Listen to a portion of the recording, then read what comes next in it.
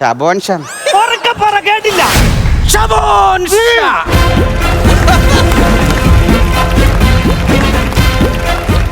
എന്റെ ഭഗവാനെ, എനിക്ക് തെറ്റിയില്ല. എന്നെ ഇവിടെ കൊണ്ടുവന്ന ആരാന്നറിയോ? വിധിയാ.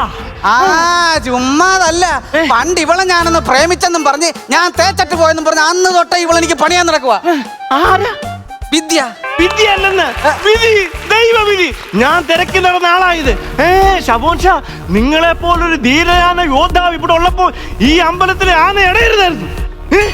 നിങ്ങൾ ഇവിടെ ഉള്ളപ്പോ അമ്പലത്തിലെ ആളുകൾ അവിടെ ഇവിടെ ഓടി പോകരുതായിരുന്നു. നിങ്ങൾ ഇവിടെ ഇങ്ങനെ നിൽക്കുമ്പോ ഉത്സവം മുടങ്ങരുതായിരുന്നു. ഷബോൻ ഷാ, നിങ്ങക്ക് നിങ്ങളുടെ വില അറിയാൻ വയ്യാത്തോണ്ടാ. നിങ്ങൾക്കറിയാമോ, ഞങ്ങളുടെ വീടിന്റെ അടുത്തൊക്കെ കൊച്ചു പിള്ളേർ പാപ്പം ചോറ് തിന്നാതിരിക്കുമ്പോഴേ അമ്മമാരെന്തോ പറയുന്നുണ്ടറിയോ? ദേ ഷബോൻ ഷാ വരുന്നുണ്ട്. പിന്നെ പിള്ളേരുണ്ടല്ലോ, ഒരു പ്ലേറ്റ് ചോറിന് പകരം 2-3 പ്ലേറ്റ് ആ ചോറ് കഴിക്കുന്നു. അറിയാമോ? ഇപ്പൊ പിന്നെ ഷബോൻ ഷായുടെ പേര് പറയാറില്ല. എന്താടോ? പിള്ളേർ അമിതമായിട്ട് തിന്ന് വണ്ണം വെക്കുന്ന അമ്മമാരുടെ പരാതി. അത് പിന്നെ പോട്ട്. ഞാൻ കഴിഞ്ഞ തവണ തെച്ചിക്കോട്ട് അമ്പലത്തിൽ എന്റെ കർണനെ കൊണ്ട് എഴുന്നള്ളത്തിന് പോയി. കർണൻ ഇടഞ്ഞു. ആന അടഞ്ഞു കഴിഞ്ഞപ്പോ അവിടുത്തെ ഉത്സവ കമ്മിറ്റിക്കാരെല്ലാം കൂടെ കൂടിയിട്ട് പോലീസിനെ പട്ടാളത്തിനെ വിളിച്ചു. എന്തിനാണെന്നറിയാമോ? എന്റെ കർണനെ മയക്കുവെടി വെക്കാൻ.